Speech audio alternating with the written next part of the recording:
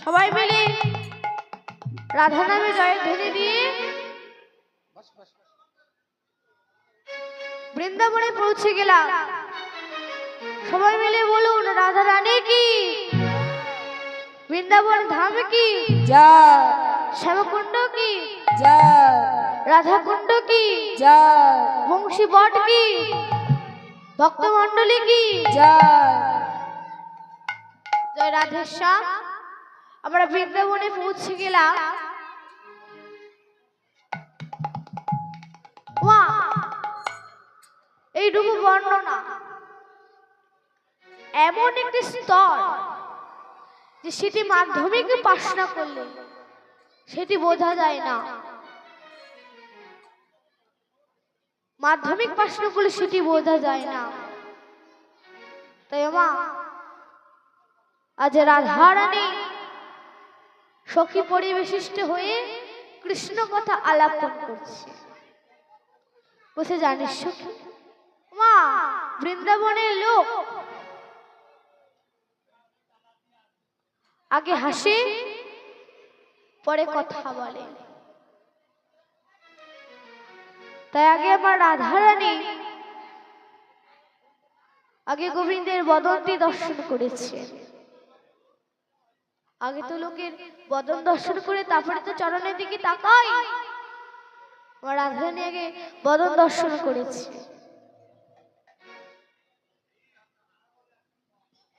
মা বদন দর্শন করে বদনের বর্ণনা করবে। প্রতিদিন সকালে সখীরা গৃহকর্ম সেরে রাধারানীর গৃহে চলে আসে।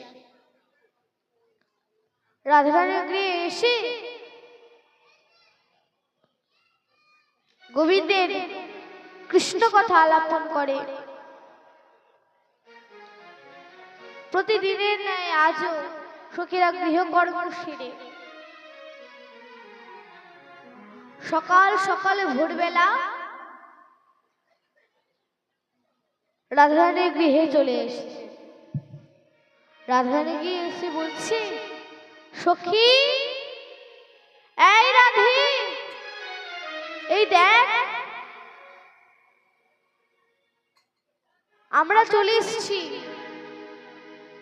বলছে তোর একটু বস, আমরা গৃহকর্মটা সেরে নি, তারপরে তোকে আমি কৃষ্ণ কথা আলাপন করবো। বলছে বেশ। এই বলে রাধারানী গৃহকর্ম করছে আর সব সখীগণ এক জায়গায় পরিবেশিষ্ট হয়ে বসে আছে। সখীরা বলছে কই হলো? বলছে হ্যাঁ হয়েছে, আসছি। রাধারানী গৃহকর্ম সেরে ললাটে তিলক পরে সখীদের কাছে এসে পরিবেশিষ্ট হয়ে বসেছে। ওর বলছে বল বল তোর সেই গোবিন্দের কৃষ্ণ কথা, হরি কথা। বলছে শোন, বৃন্দাবনের লোক আগে কথা বলে পরে হাসে, কিন্তু আমার গৌর হরি কথা বলার আগে কি করে জানিস? বলি মধুরে মধুরে মৃদু হাসে, মধুরে মধুরে মৃদু হাসে, মধুরে মধুরে মৃদু হাসে, মধুরে মধুরে মৃদু হাসে। আগে হাসে পরে কথা বলে মধুরে মধুরে মৃদু, আগে হাসে পরে কথা বলে মধুর মধুর মৃদু হাসে। আগে হাসে পরে কথা বলে মধুরে মধুরে মৃদু হাসে, আগে হাসে পরে কথা বলে মৃদু মৃদু হাসে। আগে হাসে পরে কথা বলে মধুরে মধুরে মৃদু হাসে। আগে হাসে পরে কথা বলে, বলি এই না মধুর বৃন্দাবনে, আগে হাসে পরে কথা বলে, এই না মধুর বৃন্দাবনে, আগে হাসে কথা বলে, এই না মধুর বৃন্দাবনে, আগে হাসে কথা বলে, এই না মধুর বৃন্দাবনে, আগে হাসে পরে কথা বলে। কথা বলে। বাহ! রাধারানী বলছে জানিস কি, আমার গোবিন্দ আগে হাসে তারপরে কথা বলে, কিন্তু বৃন্দাবনের লোক আগে কথা বলে পরে হাসে। বলছে বেশ। তারপরে তারপরে আমার গৌর গোবিন্দ কি করে জানিস? আমার গোবিন্দ প্রত্যেক কলির জীবের তার দশা দেখি শিক্ষা দিয়েছে। কি শিক্ষা? মা, আমার মায়েরা যে তরকারি রান্ধন করে সে তরকারিতে একটি মশলা দেয়, সেই তরকারিতে খুব ঘ্রাণ শক্তি বাড়ায়, অথচ কারোর সঙ্গে মেশে না। সেটির নাম কি বলতে পারবেন? সে মশলাটির নাম কি? না, তেজপাতা। ওই তেজপাতা তরকারিতে ঘ্রাণ শক্তি বাড়ায়, অথচ কারোর সঙ্গে মেশে না। তাই কি বলছে আমার গৌরহরি জানিস? বলেছে কলির জীবে তার দশা দেখে বলেছে যে তোমরা ওই তেজপাতার মতো বলে ভেসে ভেসে বেড়াইবে, ভেসে ভেসে বেড়াইবে, ভেসে ভেসে বেড়াইবে, ভেসে ভেসে বেড়াইবে, তেজপাতার মতো করে ভেসে ভেসে বেড়াইবে, তেজপাতার মতো করে ভেসে ভেসে বেড়াইবে, তেজপাতার মতো করে ভেসে ভেসে বেড়াইবে। তেজপাতার মতো করে ভেসে ভেসে বেড়াইবে। শোনো শোনো ব্রজবাসী ভেসে ভেসে বেড়াইবে, সোনা বজবাসে ভেসে বেড়াইবে। আর শোনো শোনো ব্রজবাসী ভেসে ভেসে বেড়াইবে। সোনা সোনা বলি ব্রজবাসী লীলা পরি করু করে ভেসে ভেসে বেড়াইবে, লীলা পরি করু করে মনো করে ভেসে ভেসে বেড়াইবে, ভেসে ভেসে বেড়াইবে। ওয়া কি বলছে?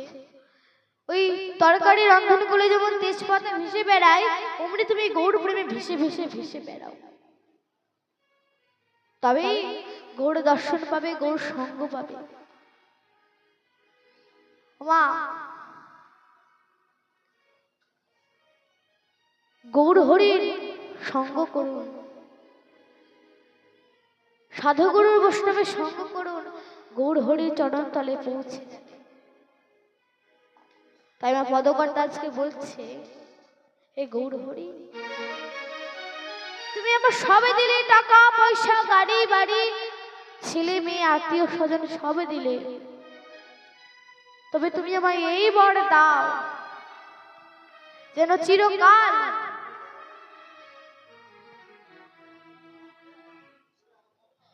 যেন তোমার চরণের দাস আমি হতে পারি, যেন চরণের দাস আমি হতে পারি। ও চরণের দাস হতে পারে, যেন তোমার চরণের দাস আমি হতে পারি, যেন চরণের দাস হতে পারে। বলি হে দয়াল তুমি আমার এই বরে দাও, যেন চরণের দাস হতে পারি। এ দয়াল তুমি আমার এইবার দাও, যেন চরণের দাস হতে পারে। আমার এইবারে দাও, চরণের দাও হতে পারি। এইবার আমায় দাও, চরণের দাস হতে পারে। দয়াল তুমি সহায় থেকো যেন তোমার চরণের দাস হতে পারি। সদায় আমার রণে থেকো তাই কেন হতে পারে। দয়াল তুমি শয়নে থেকো যেন চরণের দাস হতে পারে। তাই আমার শরণ থেকো জনম জনম থাকিতে পারি। তাই আমার চরণ থেকো জনম থাকিতে পারে। সদায় আমার শরণ থেকো চরণে হতে পারে। সদায় আমার শরণে থেকো চরণের দাস হতে পারে। সদায় আমার শরণে থেকো চরণের দাস হতে পারে। সে গৌর হরি তুমি আবার এই বর দাও যেন তোমার চরণ নির্দেশ আমি হয়ে থাকতে পারি। সখীরা বলছে বেশ রাধে, তারপর বল যে তোর বধুর মুখমণ্ডলী কেমন? বলছে কেমন জানিস? আমার বধুর অধর দেখে এই মনে হয় যেন বিম্বু ফল পেকে টস টস করে। বিম্বু ফল চেনেন? বিম্বু ফল চেনেন? কি বলুন তো? লাল লাল হয়,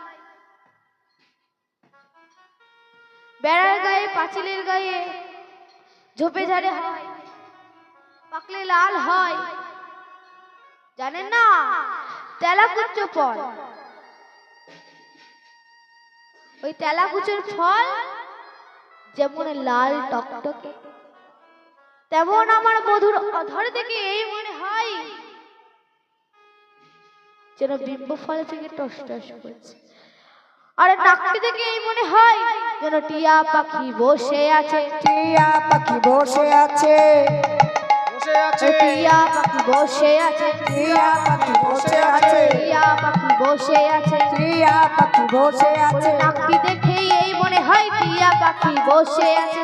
কি দেখে এই মনে হয় টিয়া পাখি বসে আছে। নাকটি দেখে এই মনে হয় যেন টিয়া পাখি বসে আছে। দেখছি দেখে এই মনে হয় টিয়া পাখি বসে আছে। টিয়া পাখি বসে আছে, টিয়া পাখি বসে আছে, টিয়া পাখি বসে আছে। টিয়া পাখি বসে আছে। ওই বিম্ব ফল খাবার লোভে টিয়া পাখি বসে আছে।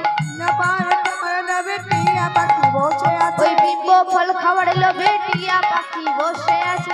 নবার খাবে বলি নাকটি দেখে এই মনে হয় বিম্ব ফলে খাবার লাগে, তাই গৌর হরি বল হয়। নবার খাবার লাগে। আমি দেখে এই মনে হয়, তাহলে বলতে বলে কি আমি দেখে এই মনে হয় টিয়া পাখি বসে আছে। বলছে জানিস আমার বধুর মুখমণ্ডলী এমন, গৌর হরির নাকটি দেখে মনে হয় যেন এক টিয়া পাখি বসে আছে। আর অধর দেখে মনে হয় বিম্ব ফল পেকে যেন টস টস করছে। ওয়া, এই যে খোল আর করতাল আমাদের প্রত্যেকের মধ্যে আছে। কোনটা কোনটা বলুন তো? আমাদের খোল হচ্ছে দেহ খোল, আর করতাল হচ্ছে আমাদের এই কর। যে আমরা করে তালি দিই তাকে বলে করতাল। মা করতাল কি বলছে? করতাল বলে করতাল, করতাল বলে করতাল, করতাল বলে করতাল। করতাল বলে করতাল। এমন ভাবে বাজবে যেন করতাল বলে করতাল। মনে ভাবে বাজবে দেখো করতাল বলে করতাল। আরে এমন ভাবে বাজবে যেন করতাল বলে করতাল। মনে ভাবে বাজবে দেখো করতাল বলে করতাল। ওমা, ওই করতাল এমন ভাবে বাজে যেন করতালেও কথা বলছে। ওই যে করতাল বলে আবার করতাল। এই দেহ খোলে কি বলে? বলি বাজে খোলে বাজে খোল, বাজে খোল বাজে এই খোল। দেহ খোলে বলে আমার বাজে খোলে বাজে খোল। দেহ খোলে বলে আমার বাজে খোলে বাজে খোল। দেহ খোলটা বলে আমার বাজে খোলে বাজে খোল। দেহ খোলটা বলে আমার বাজে খোল বাজে খোল। ওমা, আরে দেহ খোলটা কি বলে? বলছে যেন খোল বাজছে। এই দেহ যখন আমার গোবিন্দ সেবায় লাগবে তখন বলবে না এই দেহ খোল বাজছে। শোন রাধে, তারপরে আর কি দেখলি রে?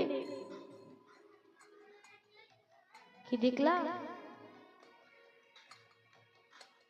যখন আমার গৌর হরি, জানিস যখন আমার গৌর হরি যখন নৃত্য করত তখন অদ্বৈত প্রভু দেখে বলছে যেন যেন আমাদের নিত্যানন্দ নৃত্য করতে করতে যেন ঢলে পড়বে কখন। তাই অদ্বৈত কি করছে? নিত্যানন্দ আর গৌর হরি নৃত্য করছে, গৌর হরির পেছনে গিয়ে অদ্বৈত প্রভু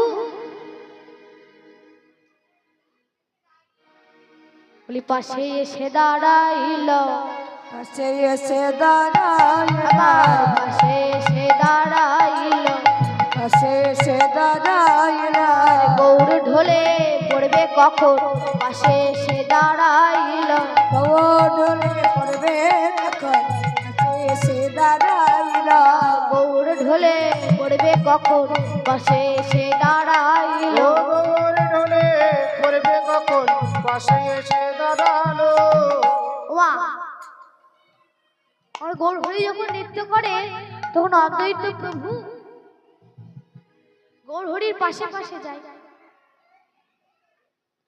এবার আমার গৌর হরির পিছনে দাঁড়িয়ে আছে। যদি আমার গৌর হরি ঢলে পড়ে যায় নৃত্য করতে করতে নামে বিভোর হয়ে,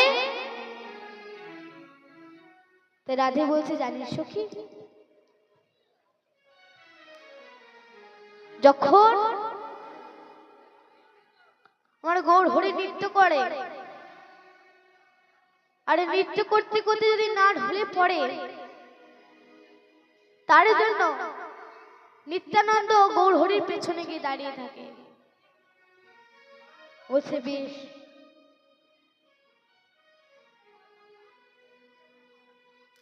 তাই রাধারানী বলছে সখী রে, বলছে হরি নামে বলি চল। আমরা তো জীবনে গৌর হরির সেবায় লাগতে পারলাম না, তাই বলি শোন আমরা হরি নামে একবার গাই।